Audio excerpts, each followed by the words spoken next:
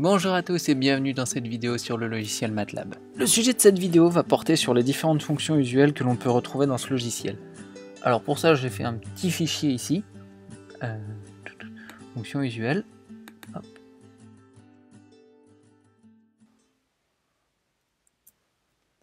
Voilà, donc là j'ai fait un fichier avec quelques fonctions usuelles. Alors voilà, là il y a racine de 1, 2, 3, 4, donc si je fais clic droit Evaluate Selection, on peut voir qu'on a bien les racines de 1, 2, 3 et 4. Et en fait, MATLAB possède tout un tas de fonctions qui sont vraiment très utiles, comme les cosinus, etc., des fonctions d'angle, et d'autres fonctions un peu plus, comment dirais-je, cachées, qui ne sont pas forcément évidentes. Bon, je vais lancer le programme une première fois pour vous montrer. Voilà, donc ce que j'ai fait ici, c'est que j'ai créé un vecteur x qui va de -1 à 1, en allant par pas de 0 à 1.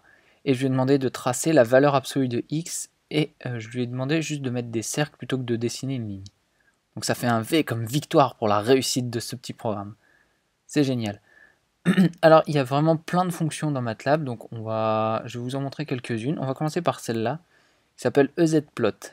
Alors le CSC que j'ai mis ici, c'est un exemple, mais je vais vous montrer par exemple si je mets cos, et que je lance le programme. Voilà. On peut voir que ici il a tracé le cosinus. Donc la fonction qui s'appelle EZPlot permet en fait de tracer ce qui est entre apostrophe ici, pour une valeur allant de -2π à 2π. Donc là, je lui ai demandé de me tracer le cosinus, mais si je mets autre chose, comme par exemple le sinus, ça va marcher aussi, ou la tangente. Cette ligne-là, je peux la mettre en commentaire. Alors, dans toutes les fonctions qu'on a, je vais toutes décommenter. Alors la première, ABS de x qui donne la valeur absolue de x, acosinus de x qui donne l'arc cosinus, etc. de x. Il y a vraiment beaucoup de fonctions, donc sur les arcs tangentes, sur les tangentes et tout ce qui concerne les angles, tout est là.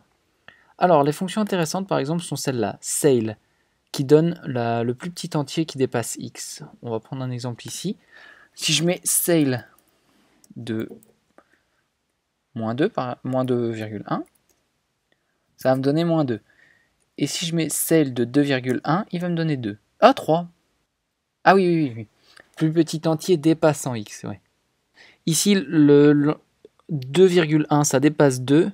Donc le MATLAB va aller chercher la valeur de l'entier suivant, donc c'est-à-dire 3. Et pour ici celle de -2,1, l'entier supérieur le plus proche c'est -2 et pas -3, puisque -3 est inférieur à -2. Donc ça c'est une première fonction assez utile. Il y a la fonction clock qui est ici, qui permet d'avoir le temps, le temps sous ce format-là. Donc là 2014, le 6e mois, le 9e jour, et il est 18h10 et 47 secondes. Pardon, 18h 1 minute. Bon, la ligne qui sont en dessous, c'est juste pour voir un petit peu mieux ce que ça fait. Si je fais ça, voilà, 18h 1 minute 28 secondes. C'est juste pour mettre mettre en page, par exemple. Alors, on a aussi ici CumSum qui permet de faire la somme cumulative des éléments de x. C'est-à-dire que on va créer un vecteur ici, par exemple a égale 1 à 4. Voilà, donc la première, il va m'afficher 1. La deuxième valeur, il va m'afficher 3, puisqu'il va faire 1 plus 2 et il va la recopier. La troisième valeur, il va faire 1 plus 2 plus 3, il va me donner 6. Donc si je l'écris, voilà. Et la dernière, il me donne 10. 1 plus 2 plus 3 plus 4. Donc date, bah, ça donne tout simplement la date. Voilà, date, 9 juin 2014. Exponentielle. Fixe, arrondi à l'entier, le plus proche de 0. Donc ça, c'est aussi très pratique.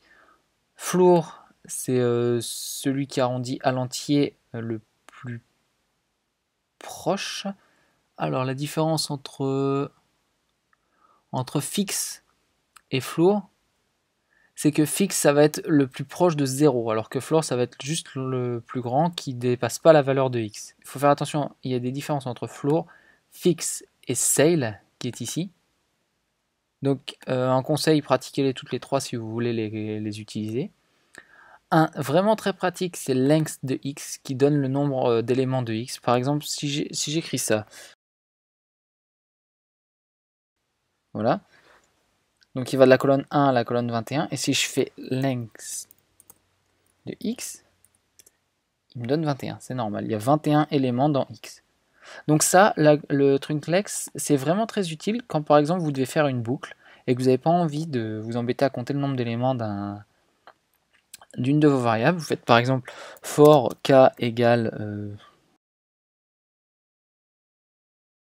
voilà, comme ça, ici, si par exemple x a 21 éléments, et ben, il va vous afficher, il va partir de 1 jusque 21. Donc on va le faire. Voilà. 1, 2, 3, 4, 5, 6, 7, 8, 9, 10, bon, jusque 21. Ensuite, qu'est-ce qu'il y a d'autre? Log, c'est logarithme népérien. Log 10, c'est le logarithme décimal, donc celui qu'on a l'habitude d'utiliser. Max qui donne la valeur maximale, min la moyenne, min le minimum. Pop de x, c'est 2 à la puissance x. Prod, c'est le produit de tous les éléments, enfin, etc.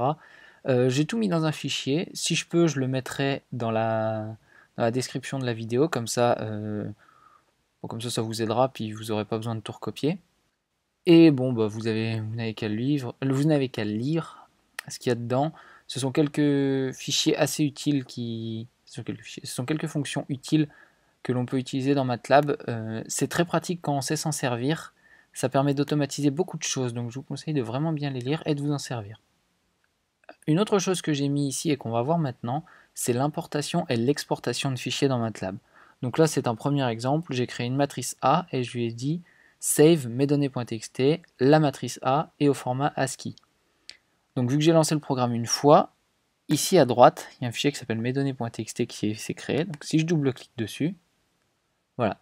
Donc là, c'est le format auquel je lui ai demandé pour lequel je lui ai demandé de créer la matrice. Enfin, je lui ai demandé d'écrire dans un fichier TXT ce qu'il y avait dans la matrice A, et c'est ce qu'il a fait.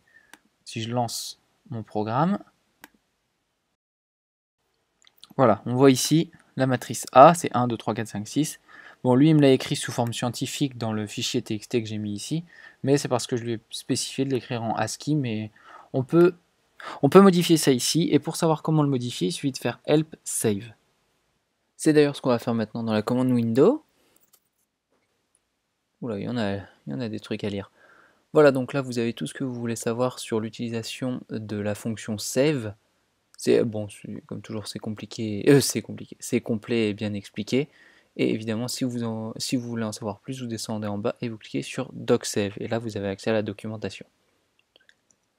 Évidemment, s'il y a Save, il y a aussi son complément qui est Load, qui permet de charger des données. Donc là, on a vu save mes données.txt, etc. Mais si j'écris load mes données.txt, il va charger le fichier. Voilà, donc là, si je vais lancer le programme et il va y avoir une variable ici qui va s'appeler mes données qui va se créer. Fermer. Voilà, ici, il y a une nouvelle variable dans le workspace qui est arrivée et qui s'appelle mes données. Donc, ce qui est étrange, c'est que ici j'ai fait save mes données.txt et je lui ai dit matrice A. On pourrait penser que si on demande à MATLAB load mes données.txt, il viendra créer la matrice A ici directement avec ce qu'il y a dans mes données.txt, mais c'est pas le cas. Et si on veut obtenir ça, il suffit d'écrire cette syntaxe.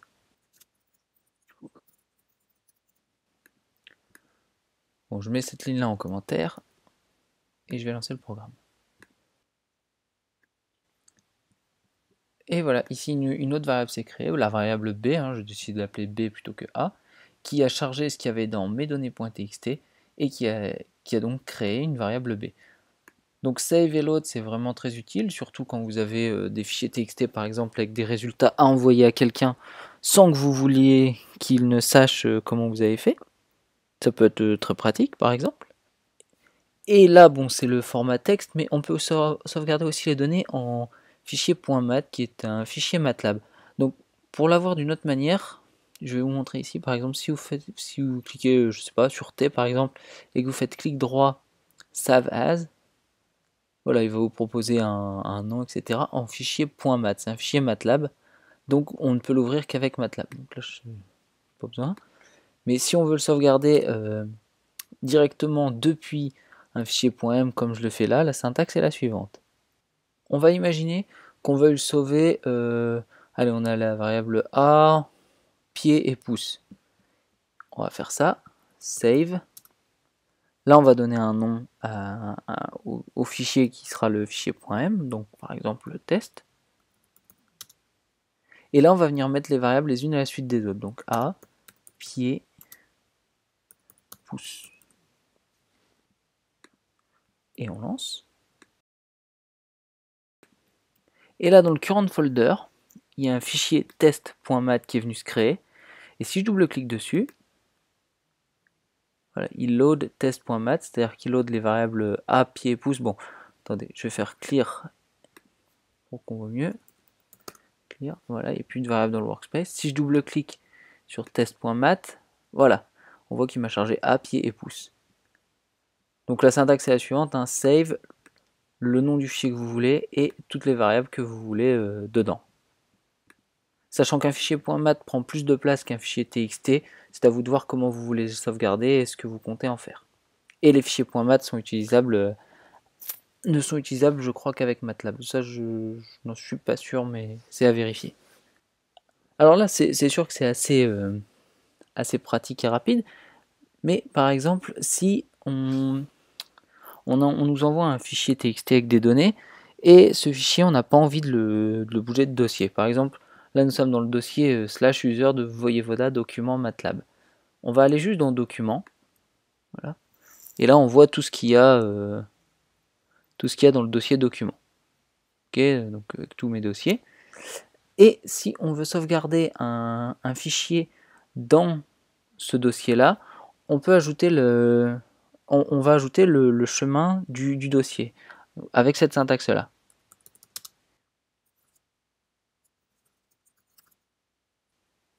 Et là, je vais mettre un nom bidon. Je vais laisser test, tiens, test 2, je vais l'appeler. Et on va sauvegarder les mêmes variables.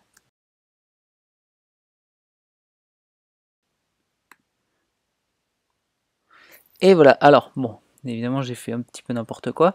Là, j'ai laissé save mes données txt, save test, etc. Donc, vu que je suis dans le dossier document, il est venu me créer une matrice test ici, un fichier mes données.txt ici.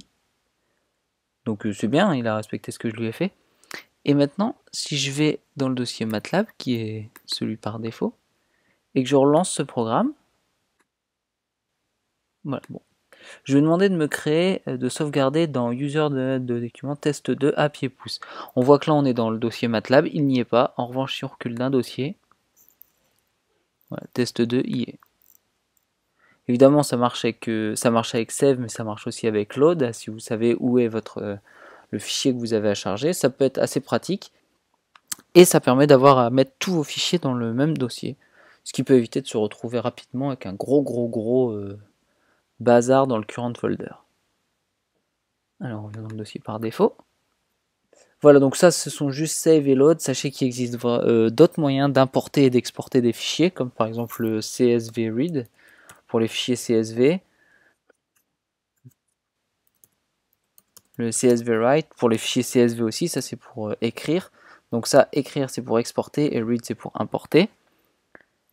Le fprintf qu'on a vu précédemment, qui est très pratique lorsque l'on sait l'utiliser. Donc ça, allez voir dans la doc ou dans le help, il y a vraiment tout ce qu'il faut. Deux autres qui sont assez importants, il y a le text read pour lire les fichiers TXT, même si là avec load on peut déjà le faire. Text read est un peu plus complet et un peu plus poussé. Et enfin un qui sera vraiment très pratique, c'est XLSRead ou XLRead selon les versions. Et ça, c'est pour les fichiers Excel.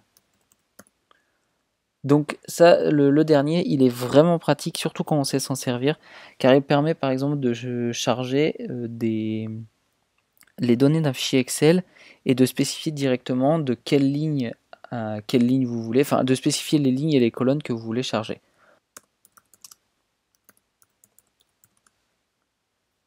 Voilà.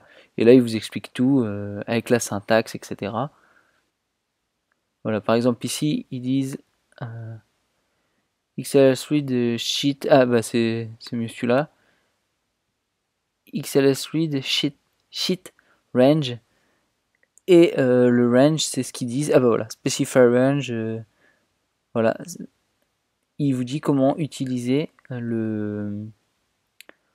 il vous dit quelle est la syntaxe à utiliser quand vous voulez charger des données d'Excel depuis un fichier, quel onglet et quelle colonne et quelle ligne. Donc il suffit de lire, même si c'est écrit en anglais, c'est pas très compliqué à utiliser. Puis une fois que vous l'avez fait une fois ou deux, c'est toujours la même chose. Voilà, c'était juste pour vous montrer quelques fonctions utiles dans MATLAB et comment on faisait des importations et exportations de données. Donc c'est une vidéo très rapide, c'était juste pour vous dire qu'on pouvait le faire. Ça méritait peut-être pas une vidéo, mais juste une ligne. Mais au moins vous avez vu un petit peu comment on s'en sert et quelles fonctions vous pourrez utiliser à l'avenir. Ça peut être très utile par exemple dans l'industrie, parce que la plupart du temps les systèmes embarqués enregistrent des données en temps réel et vous les donnent sous format TXT. Donc c'est souvent des tas de colonnes avec des milliers de lignes. Et le fait de pouvoir importer ces lignes et ces colonnes dans MATLAB peut être un plus pour vous permettre de mieux traiter les données après. Et vous pourrez étudier ce que le système embarqué a enregistré. Donc c'est assez pratique. Et donc sachez-le. Voilà, c'est la fin de cette vidéo. À bientôt pour la suite. Salut!